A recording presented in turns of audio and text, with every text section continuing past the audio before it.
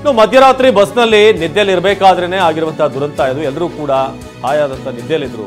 42 ಮಂದಿ ಸಜೀವ ದಹನವಾಗಿದ್ದಾರೆ. ಭಾರತೀಯ ಯಾತ್ರಾರ್ಥಿಗಳು ಸಜೀವ ದಹನವಾಗಿರೋದು. ಮಧ್ಯರಾತ್ರಿ ಸುಮಾರು 1:30 ವೇಳೆ ಆಗಿರುವಂತಹ ದುರಂತ.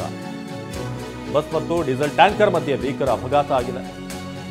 ಸೌದಿ ಅರೇಬಿಯಾದ ಮುಫರಿಯಾತ್ ಅಲ್ಲ ಆಗಿರುವಂತಹ ದುರಂತ. ನಿಮಗೆಲ್ಲ ಗೊತ್ತಿರೋ ಹಾಗೆ ಕರ್ನೂಲ್ನಿಂದ ಬೆಂಗಳೂರಿಗೆ ಬರಬೇಕಾದ್ರೆ ಇದೇ ರೀತಿಯಾದಂಥ ಒಂದು ದುರಂತ ಇತ್ತೀಚೆಗಷ್ಟೇ ಆಗಿದೆ. ಆ ನೆನಪುಗಳು ಇನ್ನೂ ಕೂಡ ಹಸಿರಾಗಿರಬೇಕಾದ್ರೆ ಕಹಿ ನೆನಪುಗಳು. ಇನ್ನೊಂದು ಕಡೆ ಈಗ ನೀವು ನೋಡ್ತಾ ಇದ್ದೀರಾ, ಬಸ್ ಡೀಸೆಲ್ ಟ್ಯಾಂಕರ್ ನಡುವೆ ಇದು ಸೌದಿ ಅರೇಬಿಯಾದಲ್ಲಾಗಿದೆ. ಇದೇ ರೀತಿಯಾಗಿ ಜನ ಕೂಡ ಪ್ರಯಾಣ ಬೆಳೆಸ್ತಾ ಇದ್ರು. ನಮ್ಮ ದೆಹಲಿಯ ಪ್ರತಿನಿಧಿ ಮಹೇಶ್ ಈ ಬಗ್ಗೆ ಹೆಚ್ಚಿನ ಮಾಹಿತಿಯನ್ನು ಕೊಡ್ತಾರೆ ನೇರ ಸಂಪರ್ಕದಲ್ಲಿ. ಮಹೇಶ್, 42 ಭಾರತೀಯ ಯಾತ್ರಾರ್ಥಿಗಳನ್ನು ಈ ಘಟನೆಯಲ್ಲಿ ನಾವು ಕಳ್ಕೊಂಡಿದ್ದೀವಿ. ಹೇಗಾಯಿತು ಈ ಘಟನೆ? ಯಾವತ್ತಿವರು ಇಲ್ಲಿಂದ ಮೆಕ್ಕಾ ಹೋಗಿದ್ರು? ಸದ್ಯಕ್ಕೇನು ಅಪ್ಡೇಟ್ ಸಿಗ್ತಾ ಇದೆ? ಜೊತೆಗೆ ನಮ್ಮ ಎಂಬಸಿ ಕಾಂಟ್ಯಾಕ್ಟ್ ಹೇಗಿದೆ? ಜಯಶಂಕರ್ ಅವರು ಕೂಡ ಟ್ವೀಟ್ ಮಾಡಿದ್ದಾರೆ. ಸೊ ಇದಕ್ಕೆ ಸಂಬಂಧಪಟ್ಟಾಗ ಅಪ್ಡೇಟ್ ಏನಿದೆ ಅಂತ? ಅವಿನಾಶ್, ಖಂಡಿತ ಏನು ಸೌದಿ ಅರೇಬಿಯಾದ ಮೆಕ್ಕಾ ಮತ್ತು ಮದೀನಾ ಏನು ಮುಸ್ಲಿಂ ಸಮುದಾಯದ ಪವಿತ್ರ ಸ್ಥಳಗಳಾಗಿರುವಂಥದ್ದು. ಇದರಿಂದ ಭಾರತದಿಂದ ಸಾಕಷ್ಟು ಸಾವಿರಾರು ಸಂಖ್ಯೆಯಲ್ಲಿ ಪ್ರತಿ ವರ್ಷ ಹೋಗಿ ಬರ್ತಾರೆ. ಸದ್ಯ ಏನು ಹಿಂದಿನ ವಾರ ಹೋಗಿದ್ರು ಅನ್ನೋದು ಕೂಡ ಮಾಹಿತಿ ಲಭ್ಯ ಆಗ್ತಾ ಇರೋದು. ಪ್ರಮುಖವಾಗಿ ಮೆಕ್ಕಾದಿಂದ ಮದೀನಾಕ್ಕೆ ಹೋದಂಥ ಸಂದರ್ಭದಲ್ಲಿ ಮಧ್ಯರಾತ್ರಿ 1:30 ಸುಮಾರಿಗೆ ಏನು ಡೀಸೆಲ್ ಟ್ಯಾಂಕರ್ಗೆ ಡಿಕ್ಕಿಯಾಗಿ ಬಸ್ ಅಪಘಾತ ಆಗಿದೆ ಅನ್ನೋದು ಕೂಡ ಮಾಹಿತಿ ಲಭ್ಯ ಆಗ್ತಾ ಇದೆ. ಇದರಲ್ಲಿ ಸರಿಸುಮಾರು 42 ಯಾತ್ರಿಕರು ಸಾವನ್ನಪ್ಪಿದ್ದಾರೆ ಅನ್ನೋದು ಕೂಡ ಗೊತ್ತಾಗ್ತಾರೆ. ಪ್ರಮುಖವಾಗಿ ಇದರಲ್ಲಿ 20ಕ್ಕೂ ಹೆಚ್ಚು ಮಹಿಳೆಯರು ಮತ್ತು 11 ಜನ ಮಕ್ಕಳು ಕೂಡ ಇದ್ದಾರೆ ಅನ್ನೋದು ಕೂಡ ಇದೆ.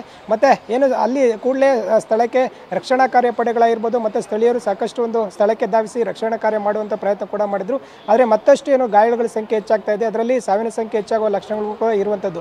ಈಗ ಏನು ಮೆಕ್ಕಾದಿಂದ ಮದೀನಾಕ್ಕೆ ಹೋದಂಥ ಸಂದರ್ಭದಲ್ಲಿ ಒಂದು ಘಟನೆ ನಡೆದಿದೆ. ಸದ್ಯ ಏನು ತೆಲಂಗಾಣ CM ರೇವಂತ್ ರೆಡ್ಡಿ ಕೂಡ ಸಂತಾಪ ಸೂಚಿಸಿರುವಂಥದ್ದು. ಮತ್ತು ಕೂಡಲೇ ರಾಜ್ಯ ಸರ್ಕಾರದ ಒಂದು ಮುಖ್ಯ ಕಾರ್ಯದರ್ಶಿಗಳು ಕೂಡ ಸೂಚನೆ ನೀಡಿದ್ದಾರೆ. ಮತ್ತು ಹೆಚ್ಚಿನ ಗಾಯಾಳುಗಳಿಗೆ ಸ್ಪಂದಿಸುವಂತೆ ಕೂಡಲೇ ಸೂಚನೆ ನೀಡಿರುವಂಥದ್ದು. ಇನ್ನು ಕೇಂದ್ರ ಸರ್ಕಾರದ ಜೈಶಂಕರ್ ಕೂಡ ಇದಕ್ಕೆ ಪ್ರತಿಕ್ರಿಯೆ ನೀಡಿರುವಂಥದ್ದು. ಏನು ದುಃಖ ವ್ಯಕ್ತಪಡಿಸಿರುವಂಥದ್ದು. ಈಗಾಗಲೇ ಏನು ಆ ದೇಶದ ಒಂದು ರಾಯಭಾರಿ ಕಚೇರಿ ಜೊತೆ ಮಾತನಾಡಿ ಮೃತದೇಹಗಳನ್ನು ವಾಪಸ್ ತರುವಂಥ ಪ್ರಯತ್ನ ಕೂಡ ಮಾಡ್ತಾ ಇದ್ದಾರೆ. ಒಟ್ಟಾರೆ ಏನು ಮೆಕ್ಕಾದಿಂದ ಮದೀನಾ ಮಧ್ಯೆ ಹೋಗೋಂಥ ಸಂದರ್ಭದಲ್ಲಿ ಒಂದು ಘಟನೆ ನಡೆದಿರುವಂಥದ್ದು. ಸದ್ಯ 42ಕ್ಕೂ ಹೆಚ್ಚು ಜನ ಸಾವನ್ನಪ್ಪಿದ್ರೆ, ಸಾವಿನ ಸಂಖ್ಯೆ ಹೆಚ್ಚಾಗ್ತಾ ಇರುವಂಥದ್ದು, ಹೆಚ್ಚಾಗುವಂಥ ಲಕ್ಷಣಗಳು ಕೂಡ ಇದೆ. ಯಾಕಂದರೆ ಗಾಯಾಳುಗಳು ಏನು ಮಧ್ಯರಾತ್ರಿ ನಿದ್ದೆಯಲ್ಲಿದ್ದಾರೆ ಅನ್ನೋದು ಕೂಡ ಗೊತ್ತಾಗ್ತಾ ಇದೆ. ಈ ನಿದ್ರೆಯಲ್ಲಿದ್ದಂಥ ವೇಳೆ ಡೀಸೆಲ್ ಟ್ಯಾಂಕರ್ ಡಿಕ್ಕಿಯಾಗಿ ಒಂದು ದುರಂತ ನಡೆದಿದೆ. ಸದ್ಯ ಎಲ್ಲ ಏನು ಒಂದು ಈ ಒಂದು ಕೇಂದ್ರ ಸರ್ಕಾರ ಮೃತದೇಹಗಳನ್ನ ವಾಪಸ್ ತರೋದಕ್ಕೆ ಕೂಡ ಪ್ರಯತ್ನ ಮಾಡ್ತಾ ಇದೆ. ಈ ಒಂದು ಸಾವಿನ ಸಂಖ್ಯೆ ಹೆಚ್ಚಾಗುವಂಥ ನಿಟ್ಟಿನಲ್ಲಿ ಏನು ಆ ಒಂದು ಸ್ಥಳೀಯ ಆಸ್ಪತ್ರೆಗಳಿಗೆ ಧಾವಿಸಿ ಏನು ಚಿಕಿತ್ಸೆ ಕೊಡುವಂಥ ಸಂದರ್ಭದಲ್ಲಿ ಆ ಒಂದು ಸಂದರ್ಭ ಕೂಡ ಆಗ್ತಾ ಇರುವಂಥದ್ದು. ಸದ್ಯ ಆಸ್ಪತ್ರೆಗಳಲ್ಲಿ ಹೆಚ್ಚಿನ ಗಾಯಾಳುಗಳಿಗೆ ಚಿಕಿತ್ಸೆ ನೀಡ್ತಾ ಇರುವಂಥದ್ದು. ಅವಿನಾಶ್, ಧನ್ಯವಾದ ಮಹೇಶ್ ಮಾಹಿತಿಗಾಗಿ. ಈಗ ನಾವು ನೋಡ್ತಾ ಇದ್ದೀವಿ ಸೌದಿ ಅರೇಬಿಯಾದ ಮುಫರಿಯಾತ್ ಬಳಿ ಆಗಿರುವಂತಹ ದುರಂತ ಇದು. ಒಟ್ಟು 42 ಭಾರತೀಯ ಯಾತ್ರಾರ್ಥಿಗಳು ಇದರಲ್ಲಿ ಸಾವನ್ನಪ್ಪಿದ್ದಾರೆ. ಚಾಲಕ ಮುನಾವರ್ ಹೊರತುಪಡಿಸಿ ಎಲ್ಲರೂ ಕೂಡ ಈ ಘಟನೆಯಲ್ಲಿ ಸಾವನ್ನಪ್ಪಿದ್ದಾರೆ.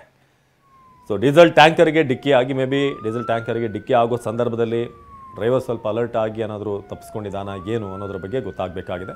ಜೊತೆಗೆ ಮುಂದಿನ ಪ್ರಕ್ರಿಯೆಗಳು, ಇವರ ಮೃತದೇಹಗಳನ್ನು ಸೌದಿ ಅರೇಬಿಯಾದಿಂದ ಭಾರತಕ್ಕೆ ಏನು ತರಿಸುವಂಥ ಆ ಒಂದು ಪ್ರಕ್ರಿಯೆಗಳಿದೆ. ಅದೆಲ್ಲವೂ ಕೂಡ ಒಂದಷ್ಟು ಪ್ರೊಸೀಜರ್ಗಳನ್ನು ಫಾಲೋ ಮಾಡಬೇಕಾಗುತ್ತೆ. ಸೊ ಹಾಗಾಗಿ ನಮ್ಮ ಎಂಬಸಿಯಿಂದ ಕೂಡ ಅಲ್ಲಿ ಏನೇನು ವ್ಯವಸ್ಥೆಗಳನ್ನು ಮಾಡಬೇಕು ಅದನ್ನು ಮಾಡಲಾಗ್ತಾ ಇದೆ. ಆದರೆ ಇಷ್ಟು ಜನರನ್ನ ಒಂದು ದುರಂತದಲ್ಲಿ ಕಳ್ಕೊಳ್ಳೋದು ನಿಜಕ್ಕೂ ಭಾಳ ಬೇಸರದ ವಿಚಾರ. ಅದರಲ್ಲೂ 11 ಮಕ್ಕಳು, 20 ಮಹಿಳೆಯರು, ಒಟ್ಟು 42 ಮಂದಿ ಮೆಕ್ಕಾ ಮದೀನಾ ನೋಡಬೇಕು ಅಂತ ಹೋದಂಥವ್ರು. ಆದರೆ ಮೆಕ್ಕಾದಿಂದ ಮದೀನಾ ಹೋಗುವಂಥ ದಾರಿ ಮಧ್ಯೆಯಲ್ಲಿ ಮುಫರಿಯಾತ್ ಬಳಿ ಈ ಒಂದು ದುರಂತ ಆಗಿದೆ. ಡೀಸೆಲ್ ಟ್ಯಾಂಕರ್ಗೆ ಬಸ್ ಡಿಕ್ಕಿಯಾಗಿ ದುರಂತ ಆಗಿರೋದು. ಅವರ ಸಂಬಂಧಿಕರು ಕೂಡ ಮಾತನಾಡ್ತಾ ಇದ್ರು. ಹೈದರಾಬಾದ್ನವರು ಕೂಡ ಯಾವಾಗ ಹೋಗಿದ್ರು ಏನು ಅನ್ನೋದ್ರ ಬಗ್ಗೆ ಒಂದಷ್ಟು ವಿವರ ಕೊಡ್ತಾ ಇದ್ರು.